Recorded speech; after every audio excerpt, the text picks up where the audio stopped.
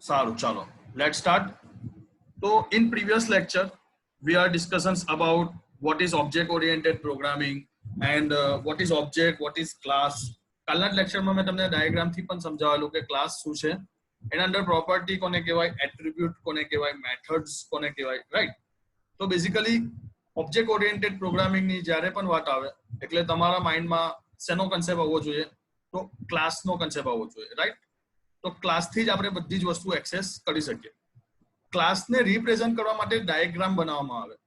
અત્યારે તમારી બુક પ્રમાણે તો જસ્ટ ઇન્ટ્રોડક્શન જ આપેલું છે કે યુએમએલ એટલે કે યુનિફાઈડ મોડેલિંગ લેંગ્વેજ, તમને હું ડિટેલમાં સમજાવું છું.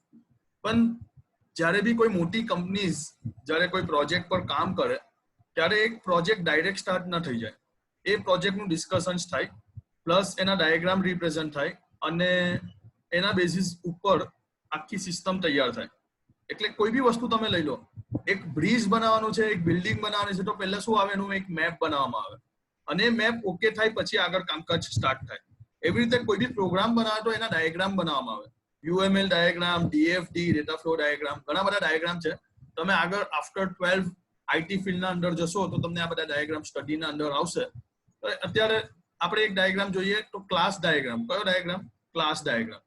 તો ક્લાસને રિપ્રેઝન્ટ કરવા માટે જે ડાયાગ્રામની જરૂર પડે એને યુએમએલ કહેવાય. યુએમએલ નું ફૂલ ફોર્મ શું છે? તો યુનિફાઈડ મોડેલિંગ લેંગ્વેજ, જેને શું કહીશું આપણે? યુએમએલ, યુનિફાઈડ મોડેલિંગ લેંગ્વેજ. આની મદદથી આપણે બધા એપ્લિકેશન અને ડિઝાઇન, બધા ક્લાસ ડિઝાઇન કરી શકીએ.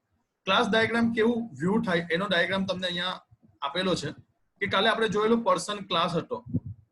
તો ક્લાસ કયા કલરમાં રિપ્રેઝન્ટ કરેલું છે? તો આપણે કહી શકીએ બ્લુ કલરના અંદર રિપ્રેઝન્ટ થયેલું છે. આ નેમ, સિટી, જેન્ડર, બર્થડે અને પ્રોફેશન એની શું થઈ ગઈ?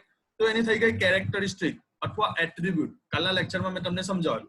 હવે અહીંયા કોલન કરીને સ્ટ્રિંગ એટલે શું કીધું છે કે નેમ હંમેશા સ્ટ્રિંગ ફોર્મેટમાં આવે. સ્ટ્રિંગ તમને બધાને ખબર છે, આપણે જે નામ લખીએ સ્ટ્રિંગ ફોર્મેટના અંદર હોય, ઓકે.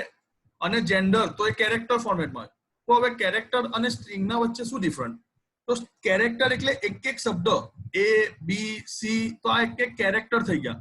જ્યારે સ્ટ્રિંગ એટલે કલેક્શન ઓફ કેરેક્ટર. જેવી રીતે હું કહું કે વોટ ઇઝ યોર નેમ, તો હંમેશા નેમ એક અક્ષરનું નહીં હશે, એક કરતા વધારે અક્ષરનું હશે, તો ત્યાં શું આવે? સ્ટ્રિંગ. પણ હું એવું કહું સે યસ, યસ માટે વાય અને નો માટે નો એન, તો અહીંયા શું આવે? કેરેક્ટર. યસ માટે એક જ કેરેક્ટર આવશે, યસ વાય, અને નો માટે એન. તો એવી રીતે અહીંયા મેલ માટે એ લોકો શું આપે છે? એમ, અને ફિમેલ માટે શું આવશે? એફ. હવે અહીંયા ઇઝ ઇક્વલ ટુ એમ, આનો મતલબ બાય ડિફોલ્ટ વેલ્યુ શું છે? મેલ.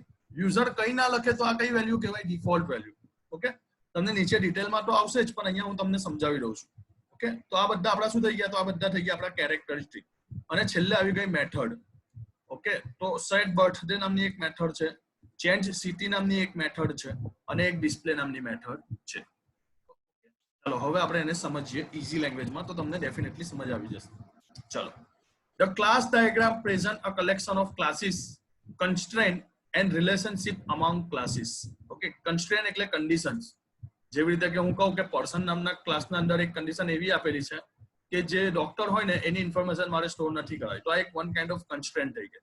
અને રિલેશનશિપ, જેવી રીતે કે તમને એવું કહું કે પર્સન, તો person is a doctor, person is a teacher, person is a employee, person is a student. તો આ શું થઈ ગયું? એનું રિલેશનશિપ. તો આ બધાને રિપ્રેઝન્ટ કરવા માટે આપણે શેનો જરૂર પડશે? તો આ બધાને રિપ્રેઝન્ટ કરવા માટે આપણે ક્લાસ ડાયાગ્રામની જરૂર પડે. Okay, unified modelling language full form યાદ રાખજો. એક્ઝામમાં ફૂલ ફોર્મ જે પૂછાતા હોય છે અંદર ફૂલ ફોર્મમાંથી જ માર્ક્સ લેવાના, 20-25 ફૂલ ફોર્મ પૂછાતા હોય. ઓકે, અને તમે જાણી જોઈને એમાં કન્ફ્યુઝ થતા હોય. હું તમને લાસ્ટ ટાઈમ પર કી પોઈન્ટ રીડ કરાવીશ, તમે એટલાને ફોલો કરી દેજો, એક પણ ફૂલ ફોર્મ તમારા મિસ નહીં થાય. તમે ઇઝીલી આરામથી 20 માર્ક્સ જેવું કવર કરી લેશો ફૂલ ફોર્મના અંદર. ઓકે, તો અહીંયા છે યુએમએલ, જેનું ફૂલ ફોર્મ છે unified modelling language, can be use to create models of object oriented software to help with design of application, right? એટલે એક એપ્લિકેશન નું નામ છે જેના અંદર આપણે ડાયાગ્રામ બનાવીશું. UML is a visual modeling language defined and maintained by the Object Management Group, OMG. Oh my god, nahi, Object Management Group. Okay, chalo. UML specifies several diagrams for representing different aspect of software application. એટલે અલગ અલગ diagram બનાવવા માટે આપણે જે સોફ્ટવેરનો use કરીશું એ છે UML અને કોએ બનાવેલું છે તો એ OMG એટલે કે ઓબ્જેક્ટ મેનેજમેન્ટ ગ્રુપે બનાવેલું છે. એટલે આપણે ડાયાગ્રામ બનાવવાનો નથી, હા, જસ્ટ આપણે ઇન્ટ્રોડક્શન લેવાનું છે, સમજવાનું છે. મેં તમને કીધું તેમ તમે જો આફ્ટર 12 આઈટી ફિલ્ડની સાથે કનેક્ટેડ છો અને આઈટી ફિલ્ડમાં આગળ જશો ત્યારે આપણે આ બધા ડાયાગ્રામ સાથે વર્ક કરવાના છે. બેઝિકલી મેં મારા MCA ના અંદર આ બધા ડાયાગ્રામ પર આખો એક પ્રોજેક્ટ બનાવેલો અને એને રિપ્રેઝન્ટ કરેલું. એટલે જો તમે આફ્ટર 12 આઈટી ફિલ્ડની સાથે કનેક્ટેડ છો, કોમ્પ્યુટર સાયન્સ કે કોમ્પ્યુટર સ્ટુડન્ટમાં જાઓ છો તો તમે આવજો, ડેફિનેટલી હું તમને હેલ્પ કરીશ. ઓકે, ચલો next paragraph. The purpose of the class diagram is to model the static view of application. તમને કીધું ને તમારી જે એપ્લિકેશન તમારું જે સોફ્ટવેર બનાવવાનું છે એનું એક સ્ટેટિક વ્યૂ બનાવવું પડે. કોઈ બી વસ્તુ તમે લઈ લો, કોઈ બી મોટું સોફ્ટવેર તમે જ્યારે બનાવો, એવું નહીં કે સોફ્ટવેર લાઈનમાં જ, રિયલ લાઈફમાં બી જ્યારે તમે કંઈક મોટું કામ કરો તો એને ગ્રાફિકલી તમે રિપ્રેઝન્ટ કરાવતા હો, રાઈટ? તો ડાયાગ્રામનો મેન ઇન્ટેન્સિવ શું હોય કે તમે ક્લિયર થાવ કે હા આપણે આ ફ્લોમાં જવાનું છે. Okay, the class diagram are the only diagram which can be directly mapped with object oriented language and thus widely used among software developers. એક ક્લાસ ડાયાગ્રામ એવો છે જે ડાયરેક્ટ ઓબ્જેક્ટ સાથે કામ કરે, એટલે સૌથી વધારે સોફ્ટવેર ડેવલપિંગના અંદર એ કામ થતું હોય છે. In a class diagram, class is represent with an icon using rectangle split into 3 section. મેં તમને અત્યારે ડાયાગ્રામ બતાવ્યું ને, આપણો ક્લાસ ડાયાગ્રામ છે. કેટલા સેક્શન છે? સેક્શન નંબર 1, સેક્શન નંબર 2 અને સેક્શન નંબર 3. અને કયા ફોર્મેટમાં છે? તો રેક્ટેંગલ ફોર્મેટમાં છે, રાઈટ? તો class is a represent with the icon using rectangle split into 3 section. કયા સેક્શન છે? તો પહેલું present name, attribute and behavior. પહેલું શું રિપ્રેઝન્ટ કરે? તો નેમ, બીજું એટ્રીબ્યુટ અને ત્રીજું behaviour. Okay, name of the class is the top of the section. તો જો ક્લાસનું નામ શું છે? પર્સન. અહીંયા જો સિન્ટેક્સ પણ આપી છે ક્લાસનું નામ, રાઈટ? તો આ થઈ ગયું ક્લાસનું નામ શું? પર્સન. બીજું એટ્રીબ્યુટ અથવા property of the class is the middle section. તો આ જે છે એને શું કહેવાય? એટ્રીબ્યુટ. તો એ કયું સેક્શન થઈ ગયું ભાઈ? એનું middle section. And behaviour or operation or method of the class is the bottom section. તો આ કયું સેક્શન થઈ ગયું? Bottom section. જો અહીંયાથી કોઈ બી MCQ પૂછાય તમને આવડવું જોઈએ. તમારે આ ડાયાગ્રામ તમારા માઇન્ડમાં સ્ટોર કરી રાખવાનું. ઓકે, હવે તમને આવી રીતે પૂછે મિડલ લેવલનું જે સેક્શન છે એના અંદર શું આવે? તો એના અંદર આવશે મેથડ. ઓકે, ચલો ટ્વિસ્ટ કરીને પૂછે કેરેક્ટર કયા સેક્શનમાં આવશે? સોરી, લાસ્ટ સેક્શનના અંદર મેથડ આવશે. કેરેક્ટર કયા સેક્શનમાં આવશે? તો ભાઈ મિડલ સેક્શનના અંદર. ક્લાસનું નામ કયા આવશે? તો top of the section. Okay, આવી રીતે તમારે યાદ રાખવાનું. કેટલા સેક્શન છે UML ડાયાગ્રામમાં? 3 સેક્શન છે, રાઈટ? આઈ હોપ સો તમને સમજ પડતી હશે અને ઇઝીલી માર્ક્સ કવર કરવાના છે આપણે. ઓકે, ચલો next paragraph. The class person is intent to provide information that is useful in understanding the role of the class in the context of class diagram. Okay, basically આ ચેપ્ટરના અંદર થોડું theory point of view વધારે છે, એટલે તમારે એને થોડી સમજવાની ટ્રાય કરવાની છે. આના પછી તો પ્રેક્ટિકલ ચાલુ થશે એટલે તમને ઇઝીલી પછી સમજ પડશે. ઓકે, તો ડાયરેક્ટ આપણે અહીંયા તમને હું સિન્ટેક્સ બતાવી દઉં. સિન્ટેક્સના અંદર તમારે આ સિન્ટેક્સ યાદ રાખવાની. સૌથી પહેલું આવે વિઝિબિલિટી. અચ્છા, વિઝિબિલિટી એટલે શું હું તમને સમજાવી દઉં. 4 ટાઈપની વિઝિબિલિટી છે, આગળ ડિટેલમાં આવશે. અહીંયા તમને હું એક પાછું કહી દઉં. પબ્લિક, પ્રાઇવેટ, પ્રોટેક્ટેડ અને પેકેજ. જ્યારે ઓબ્જેક્ટ ઓરિએન્ટેડ પ્રોગ્રામિંગ સ્ટાર્ટ થયેલી ત્યારે મેં તમને એક શબ્દ કહેતો હતો, ઇનહેરિટન્સ. ઇનહેરિટન્સનો મિનિંગ શું થાય? રીયુઝેબિલિટી. એક કોડ હું લખું, હવે પાછો મારે એ કોડ લખવાની જરૂર નથી, હું એને રીયુઝ કરીશ, તો આને શું કહેવાય? રીયુઝેબિલિટી. ઓકે, તો રીયુઝેબિલિટીના જે વિઝિબિલિટી મોડ છે એ 4 ટાઈપના છે. પબ્લિક, હવે પબ્લિકનો મતલબ શું? બધા જ એક્સેસ કરે. પછી પ્રાઇવેટ એટલે કોણ? જે બનાવે એ જ એક્સેસ કરે, બાકી કોઈ નહીં કરે. પ્રોટેક્ટેડ એટલે એક લેવલ સુધી જ એક્સેસ કરી શકે. અને પેકેજ, બાય ડિફોલ્ટ પેકેજ આવે, જે ફોલ્ડરના અંદર હોય એ ફોલ્ડરમાં જ આપણે એક્સેસ કરી શકીએ. હું તમને એક એક્ઝામ્પલથી સમજાવું આ વિઝિબિલિટી મોડ શું છે. આગળ જ્યારે આવશે ત્યારે પાછું સમજાવીશ, પણ અત્યારે તમને એક એક્ઝામ્પલથી સમજાવું. સપોઝ આપણા ક્લાસના અંદર 4 અલગ અલગ ક્લાસ છે. Class A, class B, class C અને ક્લાસ D. ઓકે, 4 અલગ અલગ ક્લાસીસ છે. ઓકે, હવે હું એવું કહું કે ભાઈ ફહદ સર જે છે એ ક્લાસ A ના મેન ઓપરેટર છે. ઓકે, તો ધેટ મીન્સ શું થઈ ગયું? ક્લાસ A ના અંદર હું પબ્લિક એક્સેસ છું. ક્લાસ A ના અંદર મારે જે લેક્ચર લેવો હોય, ક્લાસ A ના સ્ટુડન્ટમાં મારે જે કરાવવું હોય તે હું કરાવી શકીશ. ત્યાં કેવો છું હું? Public access, right? Sorry, private access. તે ક્લાસ A ના અંદર જ કરાવી શકીશ.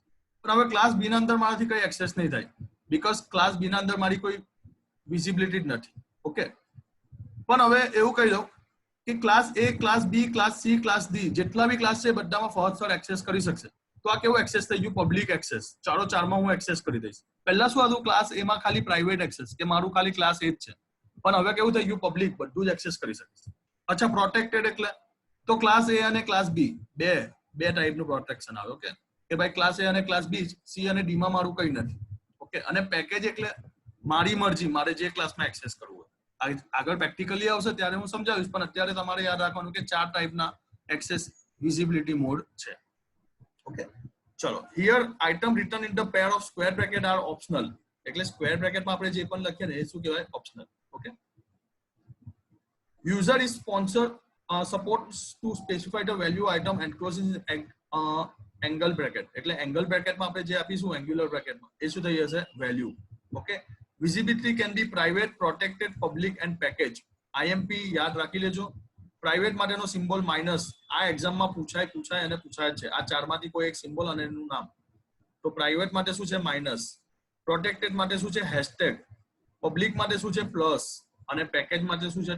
ટેલ્ડ સિમ્બોલ. ઓકે, તમને યાદ રાખવાની ટેકનિક બતાવો. પબ્લિક એટલે ઉમેરો થવો, પબ્લિકમાં વધારો થાય. વધારામાં તેનો કયો સિમ્બોલ છે? Plus symbol. તો આવી રીતે તમારે યાદ રાખવાનું. પબ્લિક હોય તો શું આવશે? Plus symbol. તમને એક્ઝામમાં પૂછે પબ્લિક એક્સેસ સ્પેસિફાયર માટે કયો સિમ્બોલ છે? તમને 4 સિમ્બોલ આપેલા હોય, માઇનસ, હેશટેગ, પ્લસ અને ટાઇલ સિમ્બોલ. તો આન્સરમાં શું આવશે? પબ્લિક માટે પ્લસ. મેં તમને કીધું પબ્લિક એટલે વધારો કરવો, એટલે શું આવે? પ્લસ. હવે એનાથી ઓપોઝિટ, પબ્લિકનું ઓપોઝિટ પ્રાઇવેટ, તો પ્રાઇવેટ માટે શું આવી જશે? માઇનસ. આ બે સિમ્બોલ યાદ થઈ ગયા? યસ.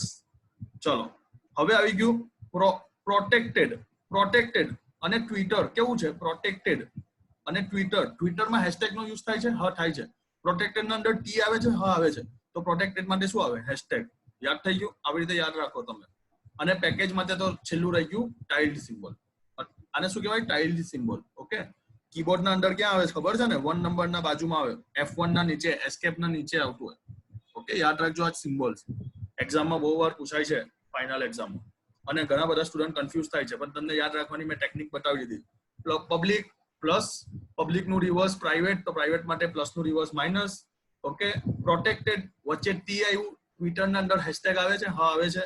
તો હેશટેગ કોના માટે આવશે? પ્રોટેક્ટેડ માટે. અને કોણ આવી ગયું ભાઈ? પેકેજ માટે શું રહી ગયું? Tile symbol. યાદ રહી ગયું? ઓકે, કોઈ નવી વસ્તુ નહીં હતી. આ પેરેગ્રાફમાં બેસિકલી આ આવે છે, એટલે હું એને સ્કીપ કરું છું. Next paragraph. ઓકે, આ પેરેગ્રાફમાં બી હું તમને આઈએમપી સમજાવી દઉં છું. આમાં વધારે આપણે બહુ ટાઈમ પાસ કરવાનું જરૂર નથી. એક્ઝામમાં વધારે પૂછાતું નથી. હું જ્યારે પ્રોગ્રામ સમજાવીશ ત્યારે તમને વધારે બતાવીશ.